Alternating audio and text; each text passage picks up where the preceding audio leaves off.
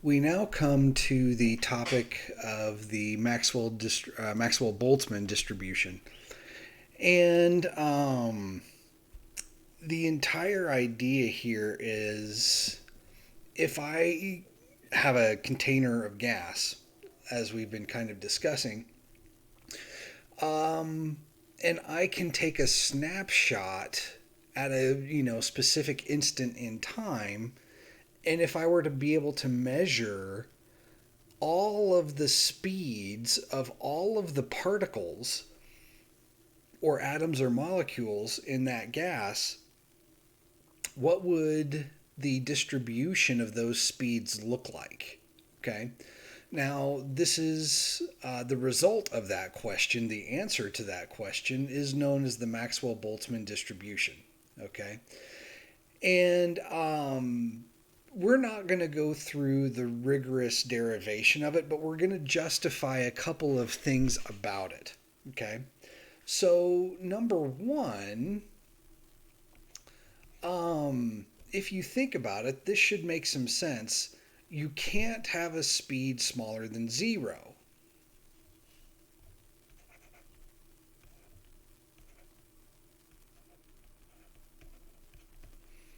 Now, that is a fairly straightforward statement, but it actually has some important consequences. Okay, so this gives the origin of your coordinate system that no speed can be smaller than zero. And as a matter of fact, few to no particles should be at that speed.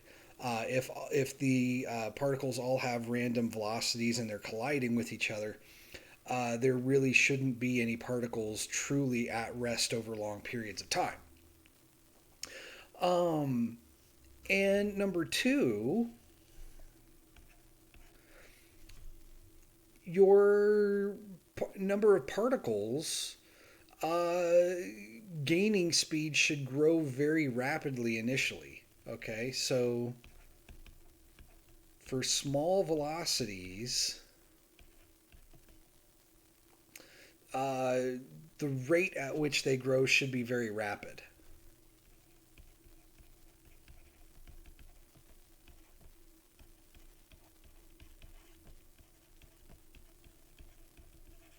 And what we mean by that, right, is suppose I have a gas at room temperature, okay? And I measure the velocities of all the particles, and let's just say we have a mole of gas. So we have 10 to the 23rd molecules. Um, Now, granted, that's an impossible task in reality, but let's just suppose, right? So, what we mean when we say for small v, the growth in v should be rapid, imagine I measure I measure all the speeds, and a few of them have, say, 20 or 30 meters per second. I should find that the particles that start to gain 40, 50, 60, up to 100 meters per second, um, that number should grow extremely rapidly compared to 20 meters per second. Okay. Um, but there will be a peak. Of course, there has to be a peak at which more particles have this particular speed than anything else. We call this the peak speed, or this is the hump of the distribution.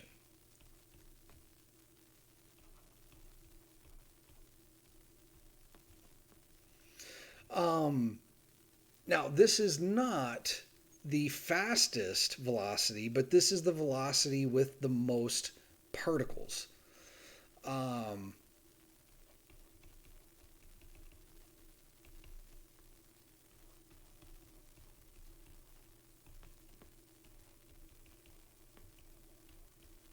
and I really should use the word speed because we're not concerned with direction here since everything's colliding.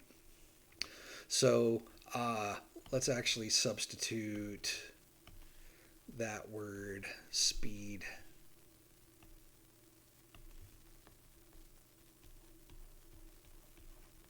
So speed with most atoms or molecules.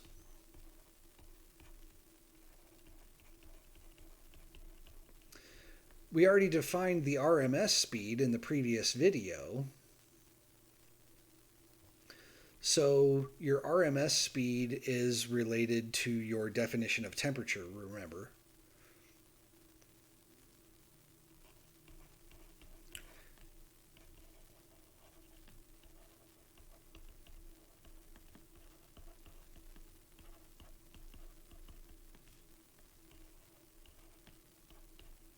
Okay, so your RMS speed is the speed that defines your average kinetic energy and your temperature of your system. Um, and then your distribution after the peak should exponentially decay.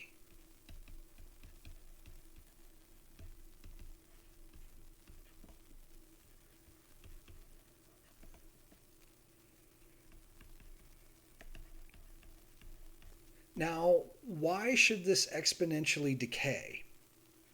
All right. Well, if you think about it, number one, there's no upper limit to how fast the particles can be moving. Now, relativistically, there is Einstein says nothing can move, no matter can move faster than the speed of light. But that is such an extreme speed compared to the speeds of molecules in a typical, room temperature gas that we're not worried about that right now. So when we say there's no upper limit, what we mean is that if the average RMS speed of a particle, in this particular graph, if we're looking at O2 at 300 Kelvin, okay, just like 75 degrees Fahrenheit, right? So O2 molecules at, room temperature, the RMS velocity is going to be really close to 500 meters per second.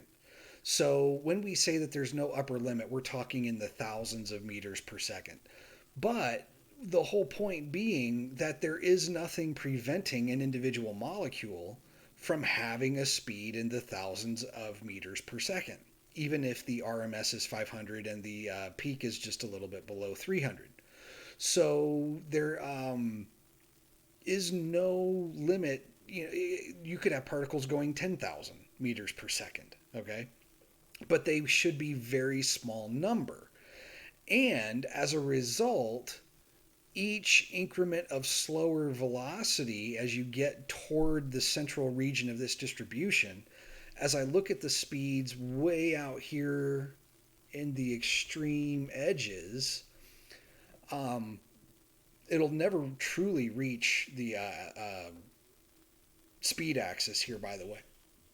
So, it'll decay something like this. So as I keep looking at, maybe a section of speeds out here, okay, then as I move to slower and slower speeds, as I move toward the central region of the plot, the central region of the distribution, the rate at which the number of particles I'm capturing in my speed interval should increase exponentially. So that means it has to decrease exponentially as I go outward in speed. All right. So putting these these essential three ideas together, we can put the fourth in that there is effectively no upper limit to V.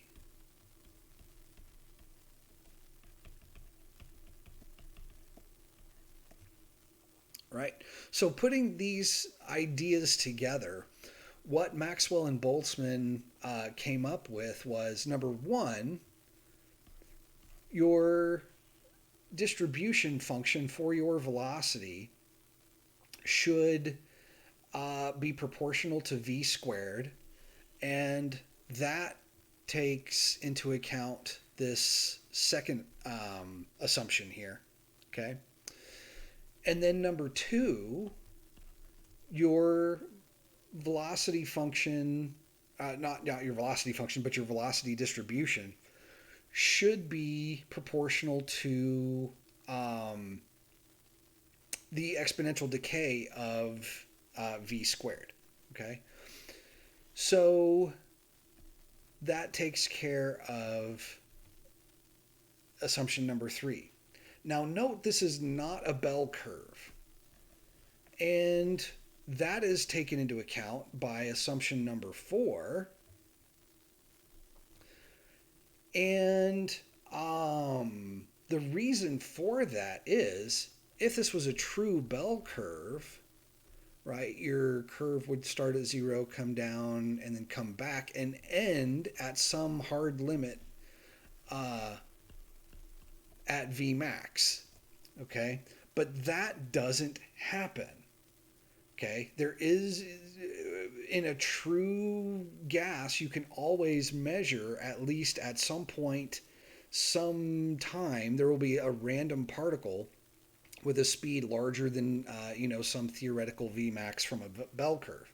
So a true bell curve would go identically back to 0 exactly halfway beyond the peak. So whatever the peak velocity was, Vmax would be exactly twice that for a bell curve. But that violates assumption number 4, right?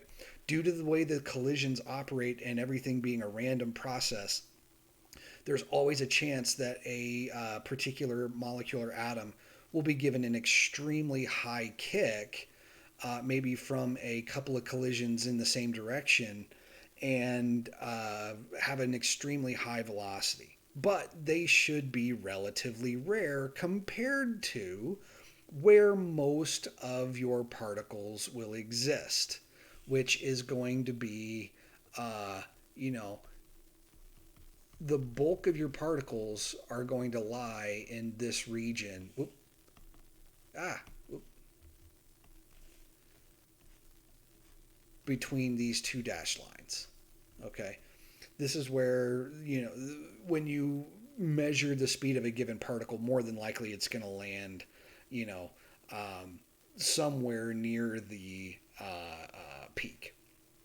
All right. Now, the exact distribution and the exact way to look at this statistically we'll leave up to the statisticians with defining things like your standard deviations and all of those kinds of things. But we want to be able to say some interesting things about this, even without going too deeply into the statistics, right? So we know this isn't a bell curve. We know there's effectively no upper limit to the speeds that these can have.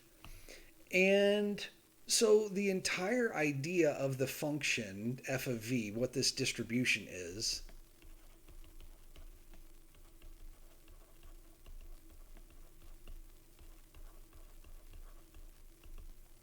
the entire idea is to be able to use the distribution to predict how many of your particles or molecules lie between a given speed range. Okay? So that's what this equation is telling you. Okay?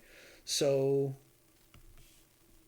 n of v1 to v2 equals n v1 to v2 of fv dv. Okay? And as a matter of fact, let's come back here and let's copy this image and come back here and we'll paste it. So we'll explain what this equation means. Okay, so n, again, is your total number of particles.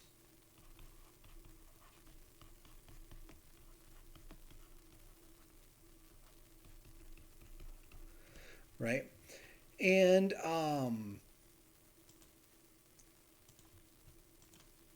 what we mean by n of v1 to v2 is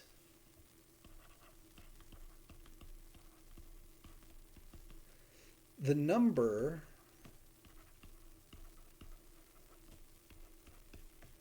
of molecules or atoms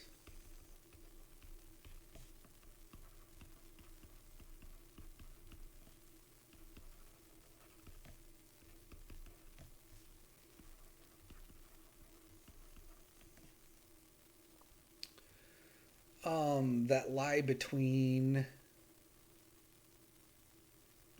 velocity v1 and v2. Okay, so for example, if I use this v peak as v1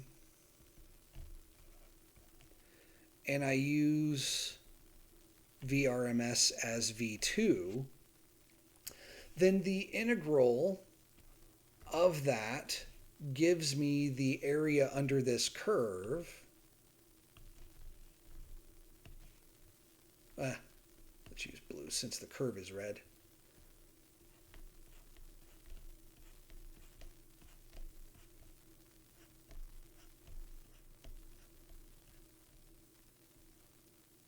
Okay, so integral from v1 to v2 of fv dv gives me the area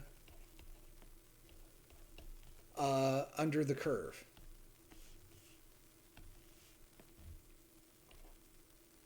Let's use that language. Area under the curve of fv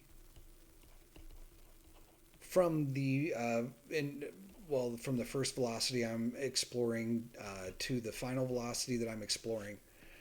But since my y-axis units are in probability, this represents the fraction of total molecules in the range between V1 and V2.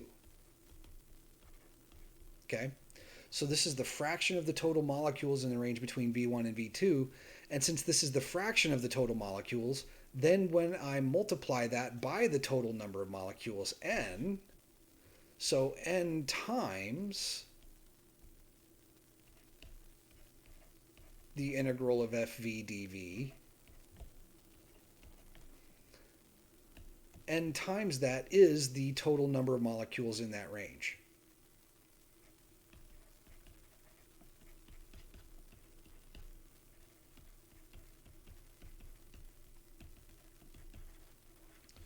So I have to know what the total number of molecules are to do this calculation. Okay. Now, again, we are not going to derive all of the results that led to the total formulation of this equation. Okay. But we are going to give you the form that Maxwell and Boltzmann derived, right? So remember that our arguments so far are that Fv must be proportional to v squared, but it also must be proportional to e to the minus v squared. So that means that Fv has to be proportional to somehow, some way, something of the form v squared e to the negative v squared. Now, what we're going to do is we're going to see that there are some proportionality constants here. Number one, there will be a constant C1 here. And if you think about it, it makes sense that there has to be a proportionality constant in the exponent of the exponential because, remember, exponentials have to be unitless. So there has to be some other proportionality constant up here. Okay? So this is the form that Maxwell and Boltzmann derived. Now, before we go any further, if we allow the limits on my speeds to be from 0 to infinity,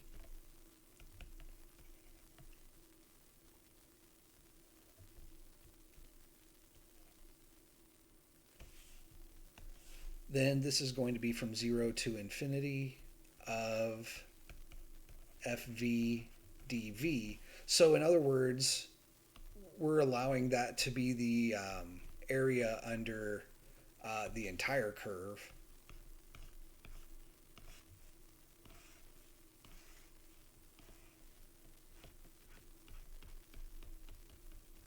Okay.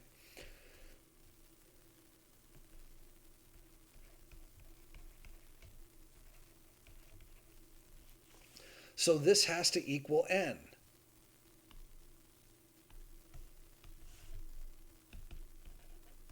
Okay.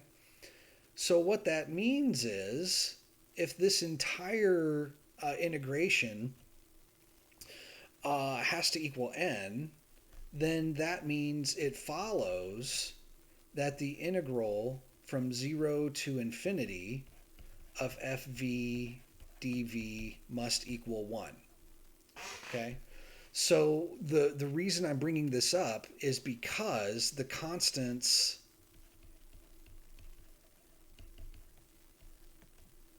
C1 and C2 are chosen to satisfy this conclusion.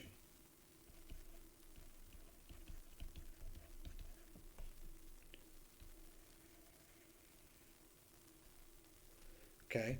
The constants C1 and C2 are chosen such that if I integrate this function from 0 to 1, or not from 0 to 1, but from 0 to infinity, then I get a result of 1. And then when I multiply that by the number of particles, I just get the number of particles. Okay? So, without further ado, C1 is equal to 4 over the square root of pi times m over 2 kbt to the 3 halves. And as I like to say, well, that was completely obvious, right? Everyone would have come to that conclusion, of course. While C2, on the other hand, happens to be negative, so C2 itself doesn't involve the V, but negative m over, not negative because we already got the negative sign in the original equation. We can leave the negative sign out.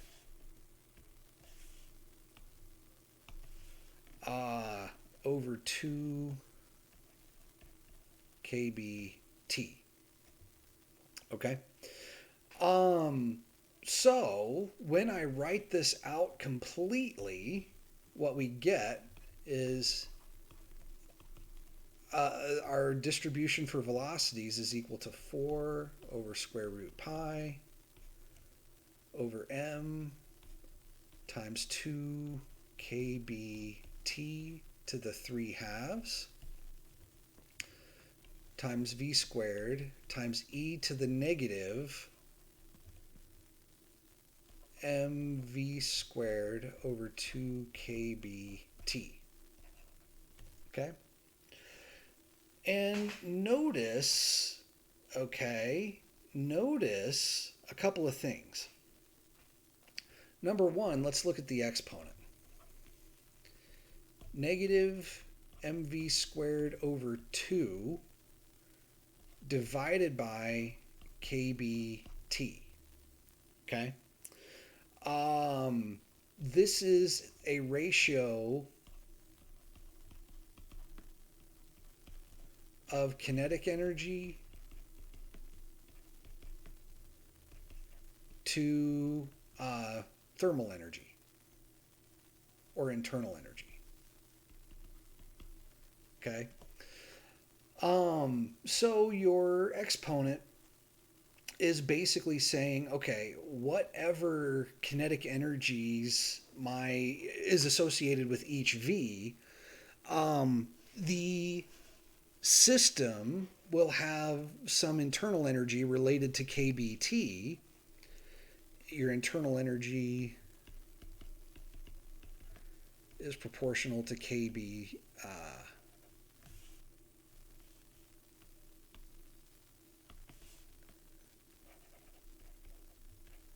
Okay, so basically this is like saying each individual velocity has a kinetic energy associated with it, and then I can compare that kinetic energy with the internal energy of the gas itself from the definition of the temperature. Okay. And the same kind of idea is happening right here. Now, the v squared is not raised to the 3/2 power, but you still have a factor of mv squared over 2 divided by kBt. So it's kind of the same kind of thing. The m over 2 kBt raised to the 3/2, and then with the leading numbers of 4 over square root pi, these are just chosen so that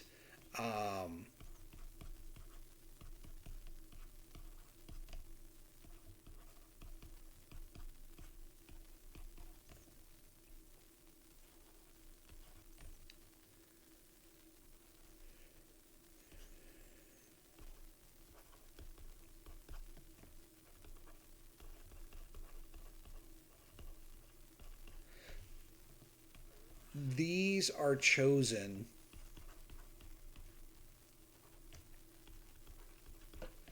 such that when I integrate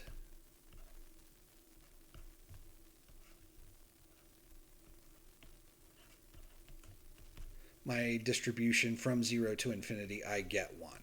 Okay. But it's really the energies that are playing a role here. Okay. So a natural question to ask is, what about gases at different temperatures?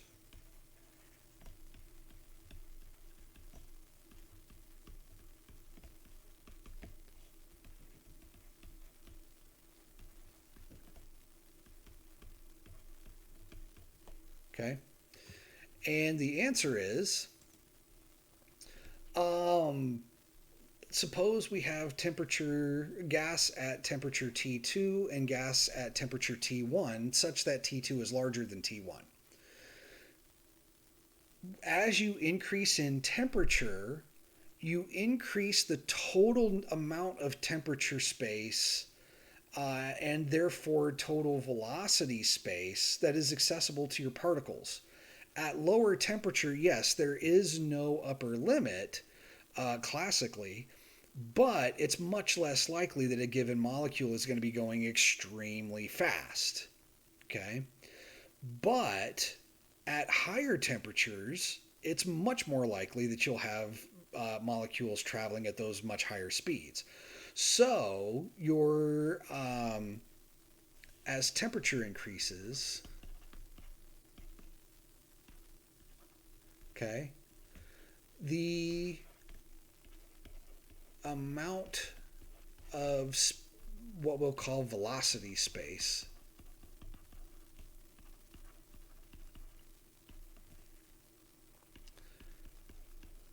accessible to your molecules increases, and therefore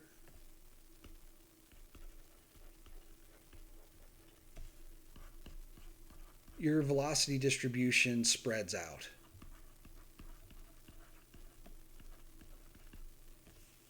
Now, what will happen, a few key interesting things. Number one, your peak velocity, let's call that 2. This is VP1.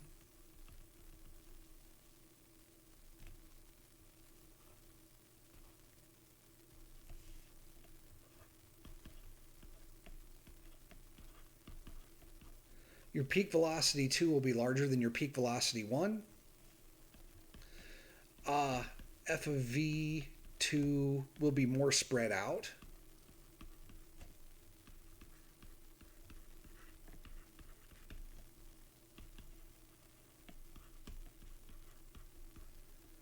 Okay.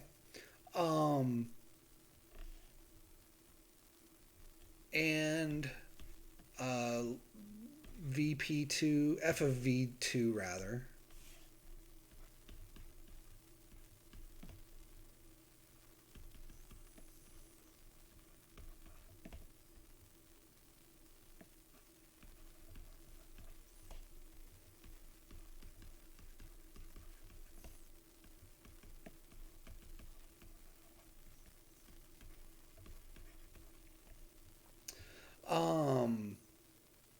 but the probability,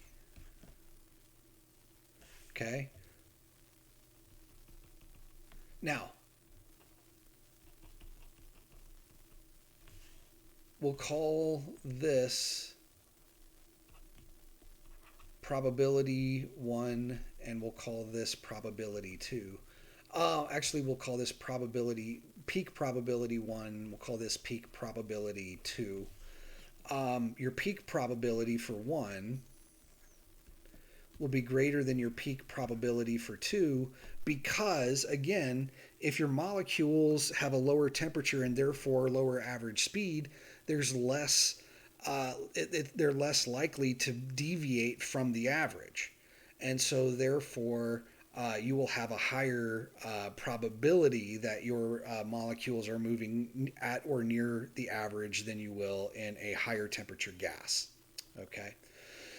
So, now one more point. Okay. You can use, let's go back up here. Well, yeah. Let's actually go down here. Let's go here. This is what we want. You can use this formula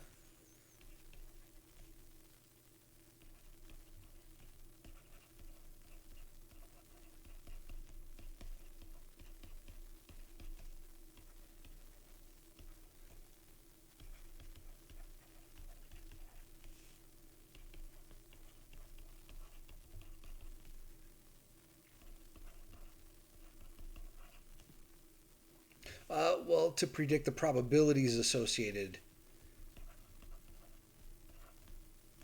with specific speeds. Oh my goodness, I can't spell today. Probabilities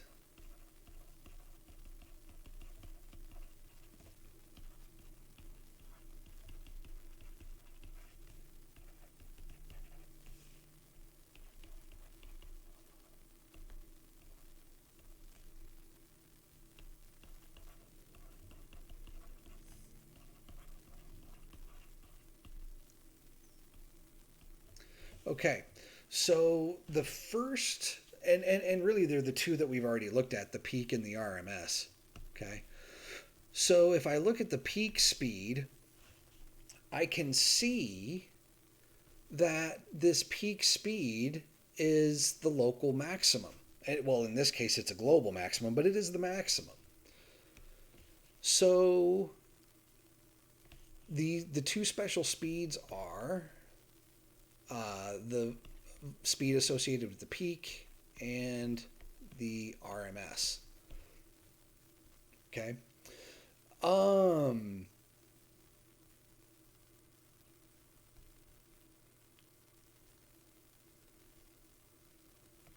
Because your peak is associated with your global maximum, and there really aren't any global minimums. Okay. So our function, this function doesn't really have any global minimums. Okay. But so to determine VP,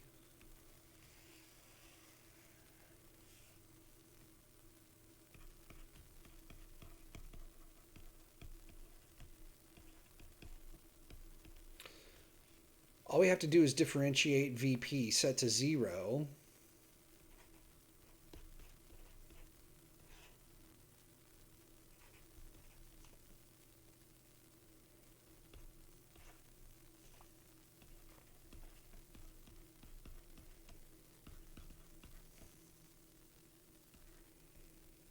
Okay, and then solve for the velocity that's associated with this derivative being 0, right? This is one actually relatively straightforward.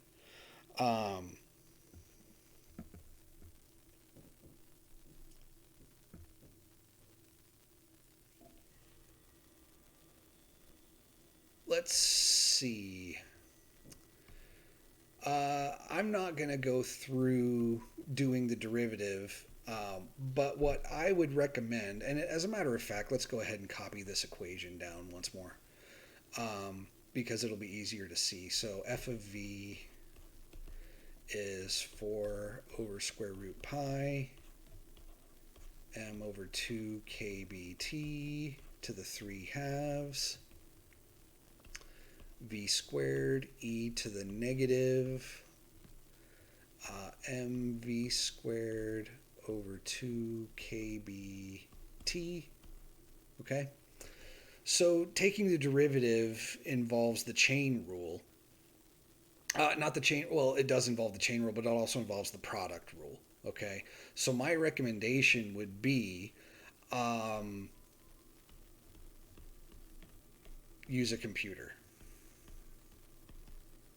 Okay?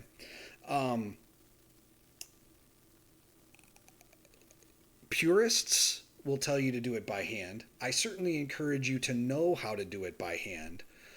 But for expediency's sake, understanding how derivatives work for our purposes here is enough. So I'm not going to expect you to, do this by hand in my class unless it was a very special circumstance or we're really, doing a math heavy focus in some way. But, okay, you should understand how this derivative operates.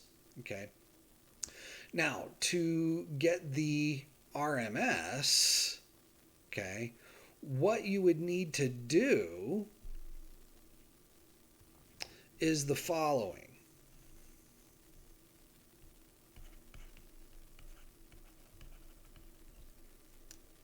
Okay?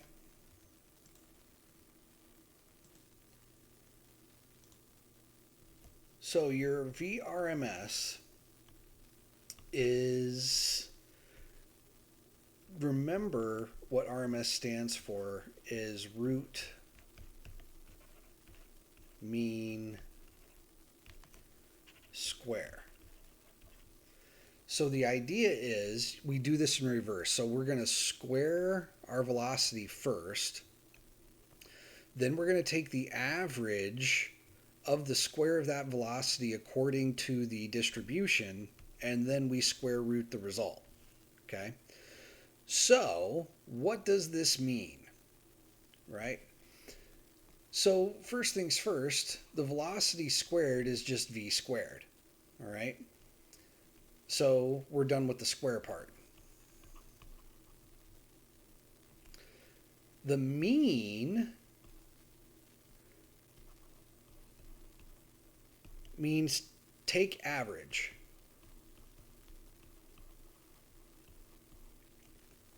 But we're taking an average of a distribution.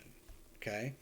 So there's multiple ways of writing this, but in our notation, we're taking the average, this bar means average, of the square of the velocities. Since this is a distribution, now remember from the discussions on things like the center of mass and things like that, where we use the weighted average idea. We're going to do the same thing here. So this is going to be a weighted average.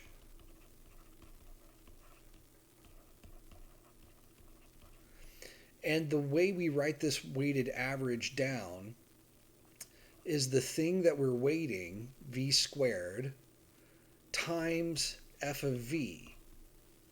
But we have to integrate this over the bounds over which we are investigating. And then we have to divide that by the area under the curve. Okay?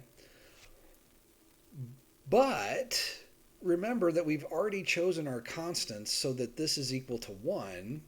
So really our denominator goes away as long as we're going to use this equation with all of the constants therein. And so then we would just integrate this equation.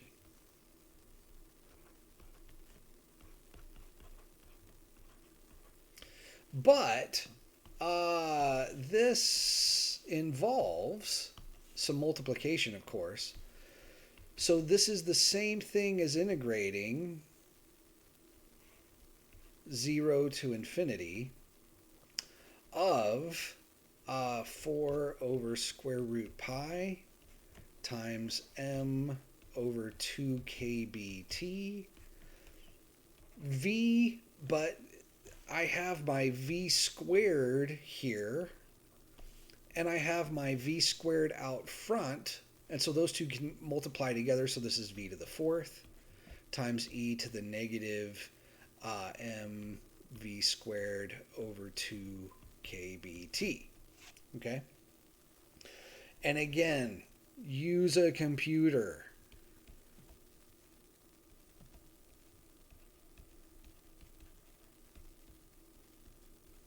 Okay? Most of you are going to have been learning integration by hand, just elementarily, for, your simpler cases in Calc 1 and Calc 2. So use a computer for this integral. Now, of course, this stuff out front, this is to the 3/2. This stuff out front can all come out of the integral, right? But you're still left with integrating, I also need my dv. You're still left with integrating v to the fourth times an exponential, okay? You can do it by parts, but it's a pain, okay? Just use a computer, right?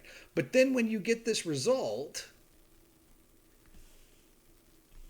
so we've squared it, we've taken the mean, and then take the square root.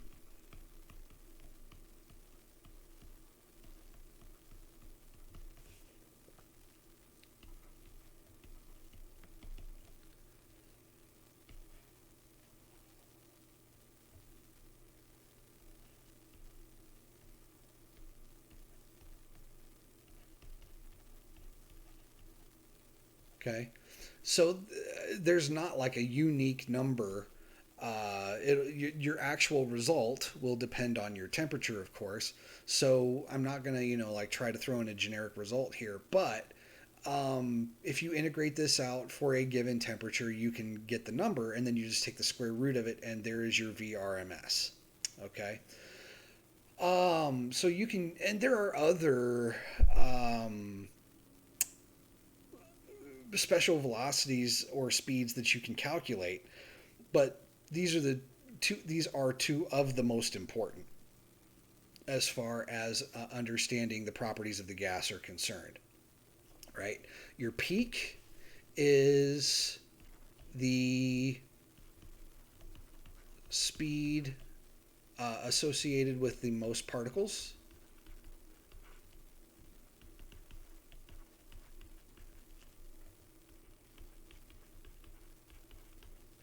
And your RMS speed is the speed associated with your temperature.